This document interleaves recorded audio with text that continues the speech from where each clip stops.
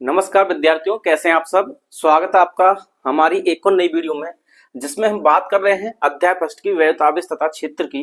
इसका पहला पार्ट हमने अपलोड कर दिया है। उस पार्ट में हमने ये देखा था कि व्यवतावेश तथा क्षेत्र, ये चैप्टर का जो नाम है व्यवतावेश कहाँ से आया। इस चैप्टर में जो बेसिक चीजें थी वो सारी की सारी हमने पढ़ी। अब लेक्चर 2 को हम ज्यादा बड़ा नहीं करेंगे, कोशिश करूंगा कि 25 से 30 मिनट में खत्म हो जाए। और इसमें हम पढ़ेंगे कि वैध आवेश के गुण जो होते हैं, जिसमें से एक होता है आवेश का क्वांटमीकरण।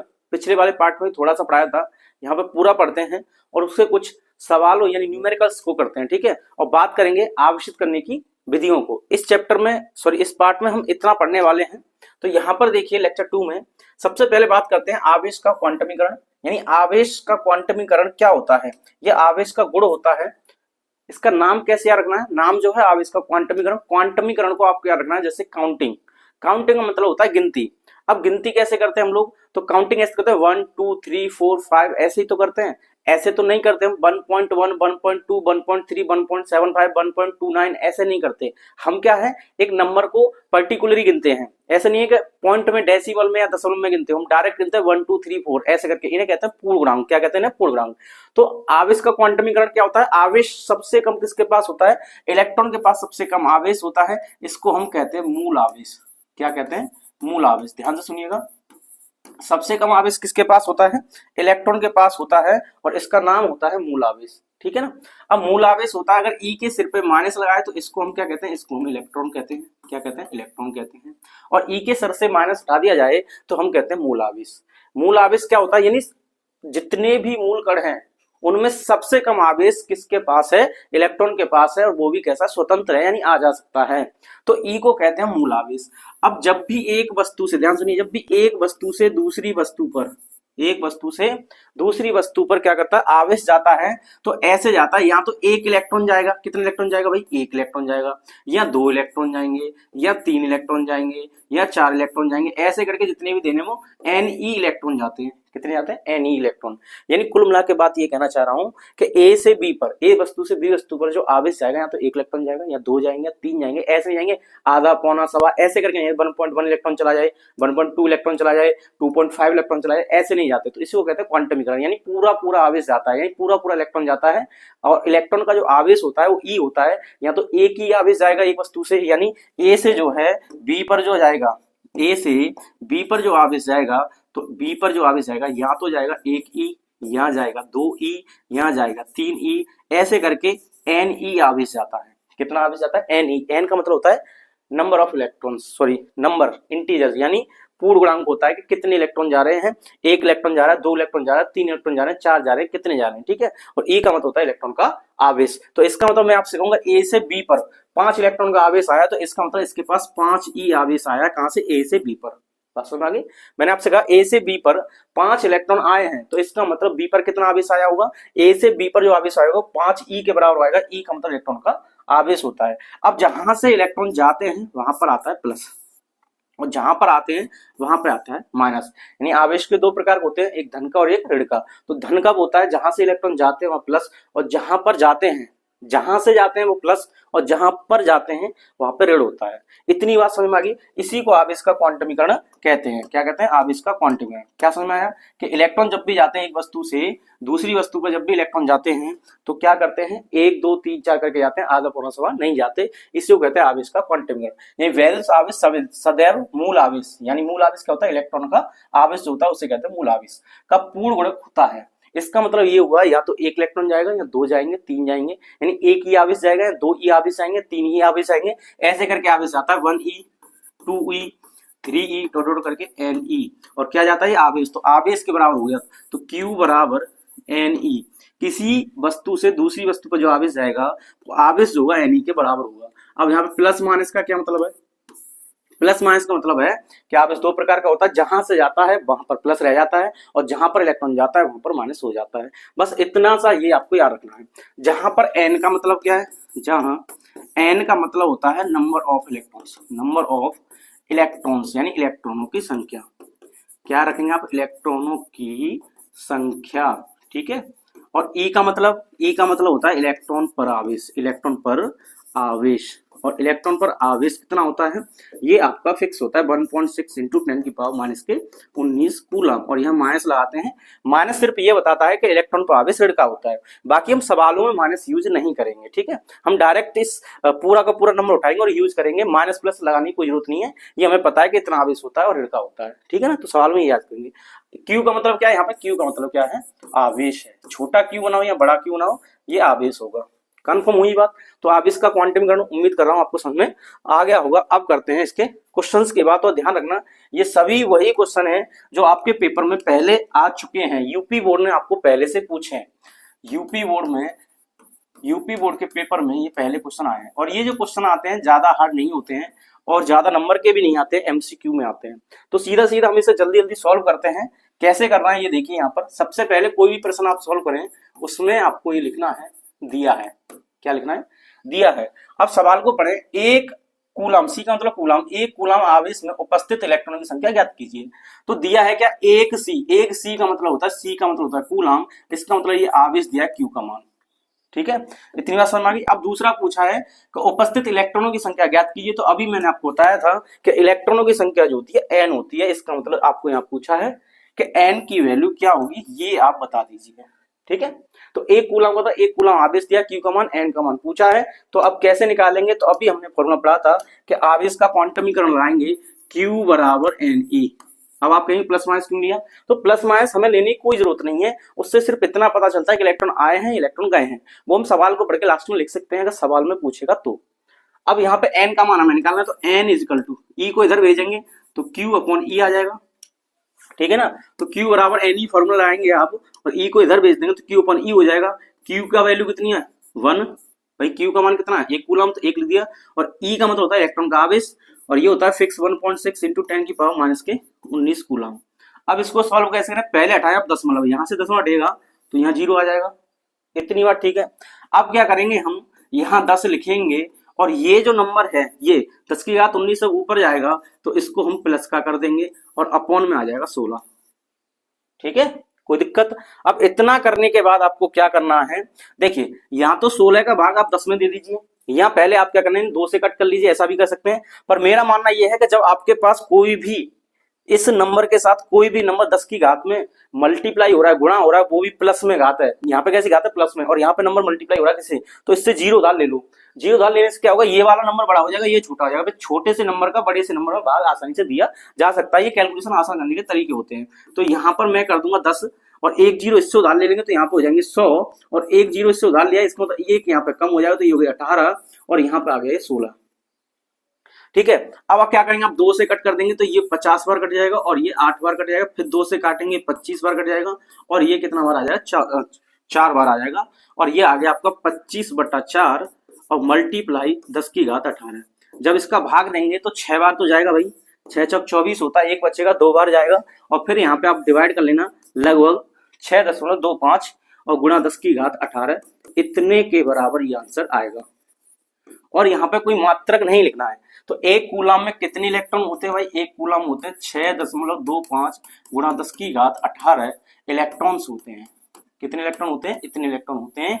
किसमें होते हैं, ये किसमें होते हैं, एक कूलम आवेश में होते हैं। इसको आप लिख लें और याद भी कर लें, डायरेक्ट ही एमसीक्यू क्वेश्चन में आ सकता है। ठीक है, अब नेक्स्ट क्वेश्चन की ओर बढ़ते हैं। क्वेश्चन नंबर नेक्स्ट देखिए, 3.2 कूलम आवेश कितने इलेक्ट्रॉन से मिलकर बना है। फिर से वही चीजें हैं, आपको क्या करना है, दिया है लिखना है, तो दिया है लिखना है तो यहाँ पे क्या करेंगे, क्या लिखा है 3.2 कूलम, तो क्यू का मान हो गया 3.2 कूलम। ठीक है, अब क्या पूछा है, इलेक्ट्रॉनों की संख्या कहती है तो एन का मान आपको निकालना है। तो यहाँ पे क्यू बराबर एन ई फिर से लगाएंगे और एन ई फिर से लगाएंगे तो एन निकालना है, तो एन इजकल टू क्या आ जाएगा क्यू अपॉन ई। अब क्यू अपॉन ई आ गया तो क्यू का मान कितना है यहाँ पे 3.2, अब तो आप कर पा रहे होंगे। अब यहाँ पे लिख देंगे 1.6 गुणा 10 की घात माइनस के 19। ई का मान दिया नहीं जाएगा, फिक्स होता है, पेपर में लिखा हुआ है, आप याद कर ले। अब यहाँ पे क्या हो, दशमलव ये हटेगा, ये दशमलव हटेगा, दोनों हट जाएंगे, यहाँ से 0 ऊपर बढ़ेगा, यहाँ से नीचे हटेगा और वो कट जाएंगे। तो 16 दूनी 32 होते हैं, तो ये आ जाएगा 2/10 की घात माइनस के 19। अब इसको ऊपर लाएंगे तो कितना हो जाएगा 2 गुणा 10 की घात 19 प्लस का हो गया और ये इस प्रश्न का उत्तर हो जाएगा। ठीक है ना, बात समझ आ गई। क्या करना है, क्यू का मान दिया था, एन निकालना था, एन इक्वल टू क्या हो जाएगा क्यू अपॉन ई।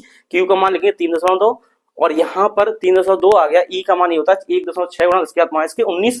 16 से 32वां कटेगा, 10 से 10 हटा देंगे, पहले ऊपर 32 है और नीचे 16 है, 16 दूनी 32 हो जाएगा, 2 ऊपर आएंगे और 10 की घात माइनस 19 को जब ऊपर लाएंगे तो प्लस की हो जाएगी। ठीक है, इतनी बात खत्म हुई। अब नेक्स्ट देखिए, यहाँ पर एक चालक पर 2.4 गुणा 10 की घात माइनस 18 कूलम धन आवेश है। ठीक है, इस पर कितने इलेक्ट्रॉनों की कमी अथवा अधिकता है। अब ऐसे प्रश्न में कमी या अधिकता पूछी जाती है तो आपको पता रहना चाहिए कि कमी या अधिकता में कैसे पता करें कि कब प्लस का आवेश आता है, कब ऋण का आता है। ठीक है, तो यहाँ पर देखिए सबसे पहले आप क्या लिखेंगे, दिया है लिखेंगे। तो दिया है में क्या लिखेंगे आप, यहाँ दिया है क्या दिया, कूलम है, तो इसका मतलब क्यू का मान है, ये आवेश दिया था 2.4 गुणा 10 की घात माइनस के 18 कूलम, ये आवेश हो गया। अब पूछा गया इस पर कितने इलेक्ट्रॉन की कमी अथवा अधिकता है, मतलब एन का मान आपको निकालना है। अब एक चीज समझिए, यहाँ पे इस चीज को आप देखते ही आंसर कर सकते हो, कमी अथवा अधिकता। तो ये चीज हम बड़ी बार मैं आपको बार बता रहा हूं कि जब ए से बी पर कोई इलेक्ट्रॉन जाएगा, ए से बी पर कोई इलेक्ट्रॉन जाता है तो इसमें इलेक्ट्रॉन की कमी आती है, क्योंकि यहाँ से इलेक्ट्रॉन गया है और जहां पर गया है वहां पर इलेक्ट्रॉन कैसे हो जाएंगे, अधिक, और जहां पे इलेक्ट्रॉन अधिक होंगे वहां पर ऋणावेश ज्यादा हो जाएगा, और जहां से इलेक्ट्रॉन गया है वहां पे धनावेश हो जाएगा। ठीक है ना। अब प्रश्न में कहा है कि धनावेश है, तो धनावेश कहाँ होता है, इस वाली कंडीशन में होता है, यानी जब कमी होगी तो इसमें पहले से ही कमी आंसर आएगा। क्या आएगा, कमी, यानी जितना भी एन का आंसर आएगा वो इतने इलेक्ट्रॉन की कमी हो जाएगी। तो यहाँ पे आपसे पूछा है एन का मान, तो एन निकालेंगे तो क्यू बराबर क्या होता है, एन ई, एन निकालेंगे तो एन इजकल टू क्या आ जाएगा, क्यू अपॉन ई। अब क्यू का मान कितना दिया, आप लिख सकते हैं 2.4 गुणा 10 की घात माइनस के 18 और अपॉन में कर देंगे 1.6 गुणा 10 की घात माइनस के 19। इसको आप खुद से सॉल्व कीजिए और आंसर बताइए। जो भी आंसर आएगा यहाँ पर एन का जो भी आंसर आएगा वो इतने इलेक्ट्रॉन की कमी आएगी। अब कमी क्यों आएगी, क्योंकि यहाँ पे धनावेश दिया है। क्या दिया है, धनावेश। तो आप प्रश्न में लिख सकते हैं क्योंकि यहाँ पे धनावेश दिया है इसलिए यहाँ पे इलेक्ट्रॉन की कमी होगी। नेक्स्ट प्रश्न की बात करते हैं। यहाँ पे क्वेश्चन में आपसे देखिए क्या कह रहा है, यहाँ पे प्रश्न में आपसे कहा है कि 7 नाइट्रोजन 14, यानी आवर्त सारणी में नाइट्रोजन 7 नंबर पे आता है। तो पूछा है कि आवेश की गणना कीजिए। तो इस प्रश्न में अब आपसे आवेश पूछा है, अब तक आपसे एन का मान पूछ रहा था, तो क्यू का मान बताइए। अब क्यू का जब बताएंगे जब हमारे पास एन का मान पहले से हो।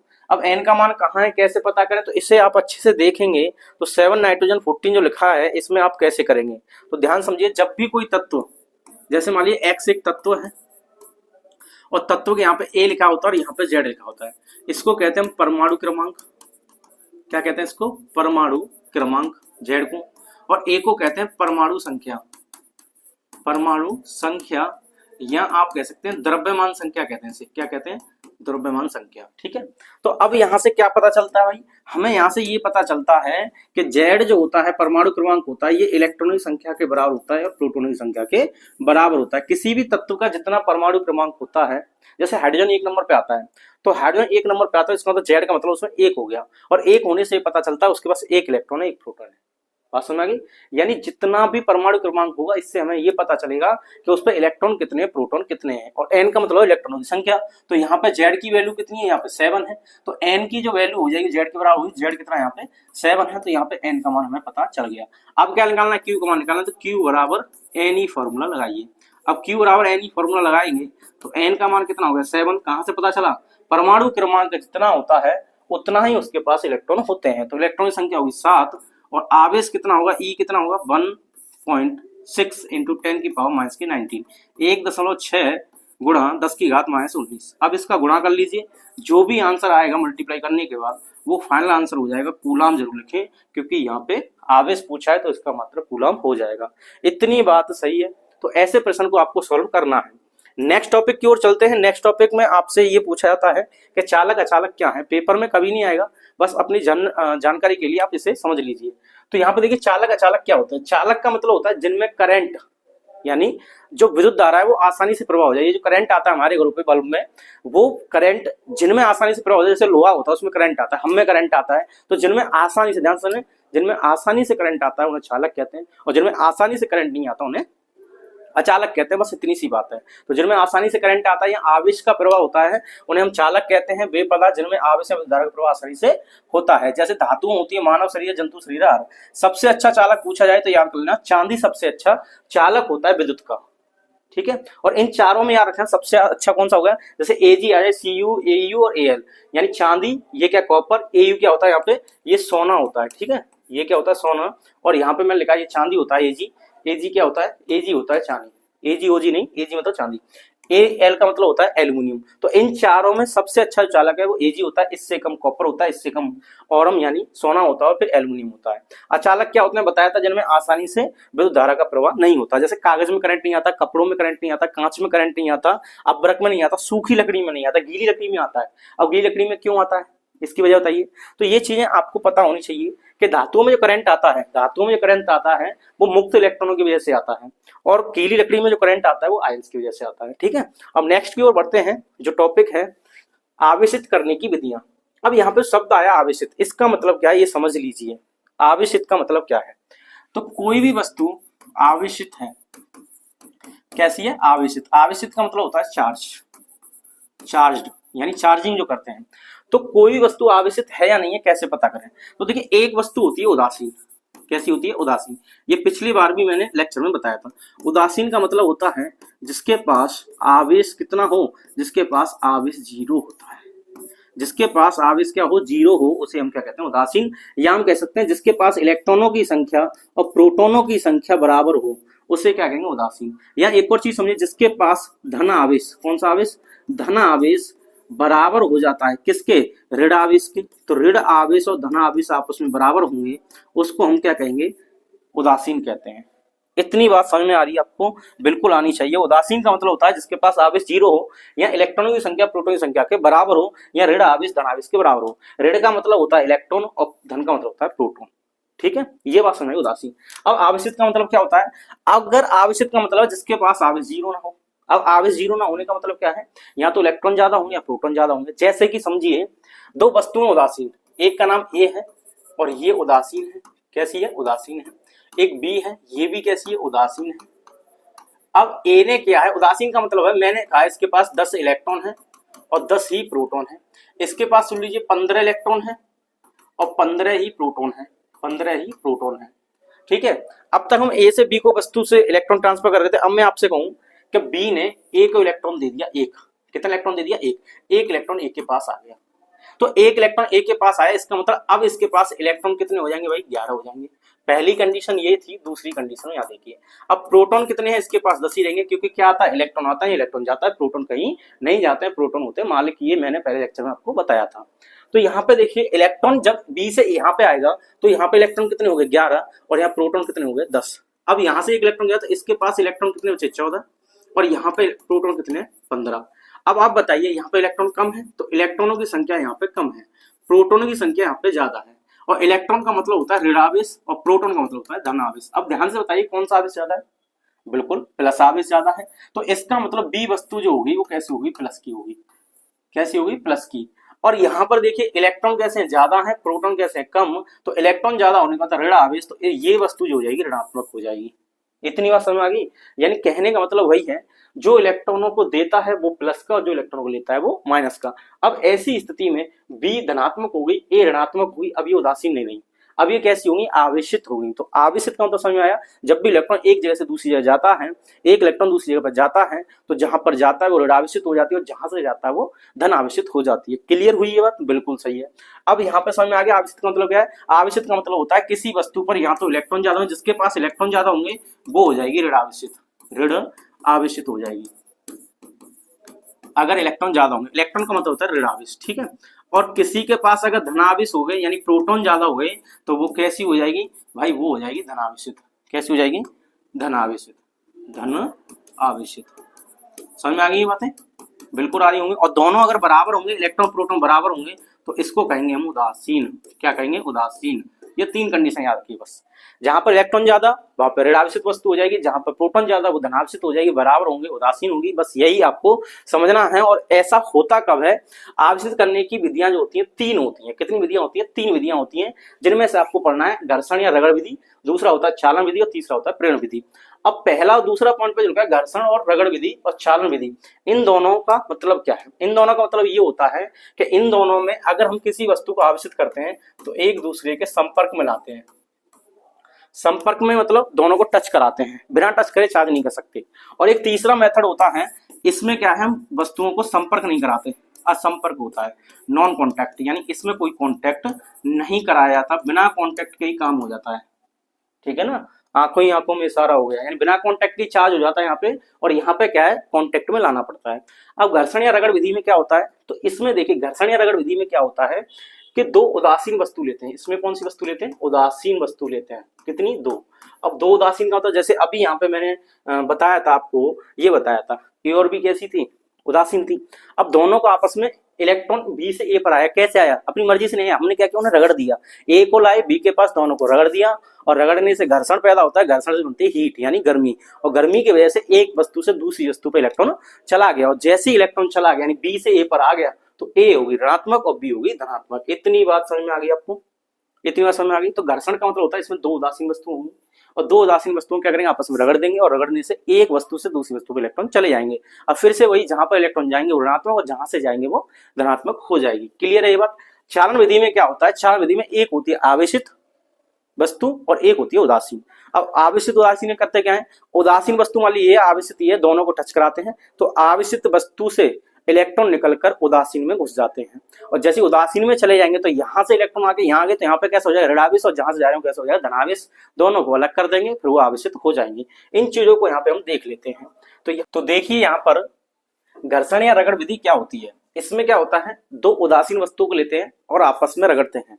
रगड़ने से एक वस्तु से दूसरी वस्तु पर इलेक्ट्रॉन चले जाते हैं, और जहां पर इलेक्ट्रॉन जाते हैं वो ऋणात्मक, और जहां से जाते हैं वो धनात्मक। ये बातें मैं आपको बार बार बता रहा हूं, बस इतना समझ लीजिए। तो यहाँ पर होता क्या है, आवेशित करने की इस विधि में, आवेशित करने की इस विधि में दो उदासीन वस्तुओं को आपस में रगड़ने पर इलेक्ट्रॉनों का स्थानांतरण होता है, जिसके कारण वस्तुएं आवेशित होती हैं। ठीक है ना, एक वस्तु से दूसरी वस्तु पर इलेक्ट्रॉन जाते हैं, जहां पर जाएंगे वो ऋणात्मक हो जाएगी, ऋणावेशित, और जहां से जाएंगे वो धनावेशित हो जाएगी। तो ये हो गई हमारी घर्षण या रगड़ विधि। और ये बताया था मैंने आपको कि घर्षण या रगड़ विधि और ये जो चालन विधि होती है, इन दोनों में क्या संबंध है, ये दोनों में वस्तुओं को संपर्क कराया जाता है। संपर्क कराने के बाद टच कराया जाता है एक दूसरे से, और टच कह सकते हैं या आप कॉन्टैक्ट कह सकते हैं। कॉन्टैक्ट मतलब संपर्क, तो संपर्क कराते हैं तब वस्तुएं आवेशित होती हैं। इसमें क्या होता है चालन विधि में कि आवेशित वस्तु तथा उदासीन वस्तु, इसमें क्या एक आवेशित वस्तु लेते हैं, जैसे मान लीजिए मैंने यहाँ पे एक आवेशित वस्तु बना दिया और इसके पास ऋण आवेश ज्यादा है, और एक वस्तु ये बना दी है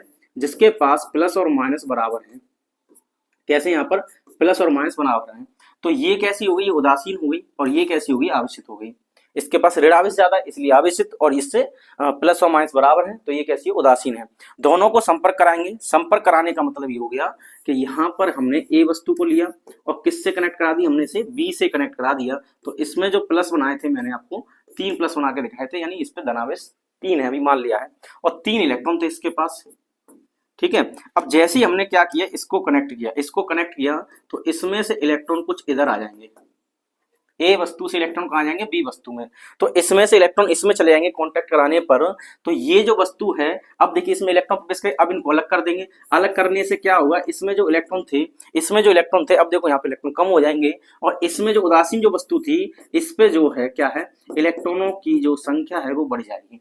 अब इलेक्ट्रॉनों की संख्या यहाँ बढ़ जाएगी तो ये ऋण आवेशित हो जाएगी। कैसी हो जाएगी, ऋण आवेशित। और ये पहले से जो इस पे इलेक्ट्रॉन की संख्या ज्यादा थी, अब यहाँ पे इलेक्ट्रॉन की संख्या कम हो जाएगी, तो ये भी आवेशित हो जाएगी। बात समझ में आ गई। इस तरीके से हम देख सकते हैं कि इलेक्ट्रॉनों को कैसे ट्रांसफर किया जाता है, दोनों को कॉन्टैक्ट कराकर। एक होती है आवेशित वस्तु और एक होती है उदासीन वस्तु। इस प्रक्रिया का नाम होता है चालन विधि। कन्फर्म है। अब बात करते हैं तीसरी विधि जो होती है, जिसका नाम है प्रेरण विधि, या इंग्लिश में कहते हैं इंडक्शन मेथड। ये क्या होता है, इसमें भी एक आवेशित वस्तु लेते हैं, एक उदासीन लेते हैं, बस इनको टच नहीं कराते। पहले वाली में चालन में टच कराते हैं और प्रेरण में टच नहीं कराते। तो यहाँ पे क्या करते हैं, देखिए प्रेरण किसी वस्तु को आवेशित करने की वह विधि है जिसमें किसी भी वस्तु को बिना संपर्क यानी बिना टच के आवेशित किया जाता है। अब कैसे करते हैं ये देखिए यहाँ पर। और एक चीज ध्यान रखना, इसमें 2 स्टेप यूज होते हैं, एक का नाम ध्रुवण और एक का नाम ग्राउंडिंग। ग्राउंडिंग का मतलब होता है अर्थिंग। क्या होता है, अर्थिंग। और अर्थिंग को हिंदी में कहते हैं भू संपर्कित। क्या कहते हैं इसे, भू संपर्कित कहते हैं। बात समझ आ गई। तो अब देखिए यहाँ पर हमने क्या किया है, एक ऑब्जेक्ट लिए, एक वस्तु ली है जिसका नाम ए है और इस पे प्लस का आवेश है, यानी ये होगी धनावेशित। दूसरी वस्तु ली है, इसके बाद जितने प्लस हैं उतने ही माइनस है। आप काउंट कर सकते हैं, 5 प्लस बनाए हैं, 5 ही इसमें माइनस बनाए हैं, तो ये कैसी होगी, उदासीन। तो एक उदासीन और एक आवेशित ली, दोनों के बीच में, यहाँ पे देखिए दोनों के बीच में कोई भी टच नहीं है, कोई भी कॉन्टेक्ट नहीं है। अब क्या करते हैं, जैसे ही हम इस आवेशित वस्तु को इसके पास लाते हैं तो आपको ये बात पता होगी कि प्लस प्लस आवेश में क्या होता है, प्लस प्लस आवेश में प्रतिकर्षण होता है और प्लस माइनस में क्या होता है, आकर्षण होता है। ठीक है ना। एक जैसे आप इस प्लस प्लस होंगे माइनस प्लस एक दूसरे को दूर भगाएंगे यानी प्रतिकर्षित होंगे, और एक प्लस एक माइनस हो तो वो एक दूसरे को आकर्षित करते हैं। अब यहाँ पे वही प्रोसेस यूज होगी, तो यहाँ पे क्या होगी, प्लस वाली वस्तु जब उदासीन वस्तु के पास आएगी तो इसका जो प्लस आवेश है इसमें जितना भी माइनस आवेश है उसको आकर्षित करेगा, और आकर्षित करेगा तो बी वस्तु का ऋण आवेश एक सिरे पर आके इकट्ठा हो जाएगा, और ये प्लस और इस बी वाले का जो प्लस है, बी वाले का जो प्लस है ए वाले प्लस के साथ प्रतिकर्षित करेगा और प्लस वाला आवेश एक सिरे पर आकर इकट्ठा हो जाएगा। तो इस प्लस ने इस माइनस को एक तरफ कर दिया और प्लस वाले को दूसरी तरफ कर दिया, और जैसे एक सिरा ऋणात्मक हो गया दूसरा सिरा भी धनात्मक हो गया, एक सिरा ऋणात्मक और दूसरा सिरा धनात्मक हो गया, तो ऐसी स्थिति में ये वस्तु रहेगी तो उदासीन, लेकिन इसका नाम हो जाएगा कि यहाँ पर ध्रुवण हो गया। क्या हो गया, तो यहाँ पर हुआ ध्रुवण। बात समझ आ गई। तो ध्रुवण का मतलब क्या है, जब एक वस्तु का एक सिरा ऋणात्मक और दूसरा सिरा धनात्मक हो तो हम इसे ध्रुवण कहेंगे। इतनी बात समझ। तीसरे स्टेप पे क्या करना है, ये पहली कंडीशन थी, ये दूसरी कंडीशन है। तीसरे कंडीशन में इसमें हम एक वायर लाएंगे, माने तार लाएंगे और तार को धरती में गाड़ देंगे, धरती में मतलब टच करा देंगे, यानी इसे कहते हैं अर्थिंग करना। तो यहाँ पर मैं दोबारा एक और बना रहा हूं फिगर। यहाँ पे देखिए प्लस लेंगे, पहले धनावेशित वस्तु दूसरी वस्तु ली, जैसी की तैसी बना दीजिए। यहाँ पे कितना आएगा, माइनस आएगा, ये माइनस, और यहाँ पे आप प्लस लिख देंगे। ठीक है। अब इसको क्या करेंगे, इसको क्या करेंगे, एक तार से जोड़ देंगे। तो ये तार से यहाँ पे धरती पे जोड़ दिया। किस पे जोड़ दिया, धरती पे। तो इसको कहते हैं हम अर्थिंग करना। क्या कहते हैं इसे, अर्थिंग कहते हैं, या ग्राउंडिंग कहते हैं, या भू संपर्कित कहते हैं। अब होगा क्या यहाँ पे समझिए बात को। यहाँ पे क्या होगा कि ये जो ए वस्तु थी ये तो कैसी थी, ये तो थी आवेशित। बी वस्तु कैसी है, उदासीन है। अब भी उदासीन है, देखिए अब भी कुछ नहीं हुआ। तो जैसे हम इसको टच कराएंगे किससे, पृथ्वी से, यानी धरती से कनेक्ट कराएंगे एक तार के थ्रू, तो जैसे टच कराएंगे धरती क्या है, सबसे बड़ा चालक मानी जाती है, और इसका विभव जो होता है लगभग 0 होता है। विभव अभी दूसरे चैप्टर में हम सीखेंगे। अब देखिए यहाँ पे क्या करना होता है। तो यहां से क्या होगा, धरती के पास होते हैं इलेक्ट्रॉन, तो यहां से इलेक्ट्रॉन निकल के आएंगे, यहां से इलेक्ट्रॉन निकल के आएंगे, और जैसे धरती से इलेक्ट्रॉन निकल के आएंगे तो जितने प्लस यहाँ पे होंगे इस सिरे पर उतने ही इलेक्ट्रॉन आएंगे। जैसे मान लीजिए यहाँ पे मैंने प्लस दिखाया 5, तो 5 इलेक्ट्रॉन आएंगे, तो एक इलेक्ट्रॉन इसके साथ मिल जाएगा, एक इलेक्ट्रॉन इसके साथ मिल जाएगा, एक इसके साथ मिलेगा, एक इसके साथ मिलेगा, एक इसके साथ मिलेगा। अब जैसे ही इलेक्ट्रॉन आकर इनके साथ प्लस वाले के साथ आएंगे और एक दूसरे से मिलेंगे तो टोटल हो जाएगी 0। देखो प्लस माइनस मिलके 0, ये भी मिलके 0, ये भी मिलके 0, ऐसी कहानी आएगी। तो ये कंडीशन नंबर 3 में ये हो जाएगा। क्या हो जाएगा कि हमने क्या किया, प्लस वस्तु को यहां रखा और इसको एक तार से कनेक्ट कर दिया। इसे कहते हैं अर्थिंग करना या ग्राउंडिंग करना। क्या कहते हैं, अर्थिंग करना या ग्राउंडिंग करना। जब हम किसी भी वस्तु से एक तार को जोड़कर धरती में गाड़ देते हैं तो इसको कहते हैं अर्थिंग, ग्राउंडिंग या भू संपर्कित।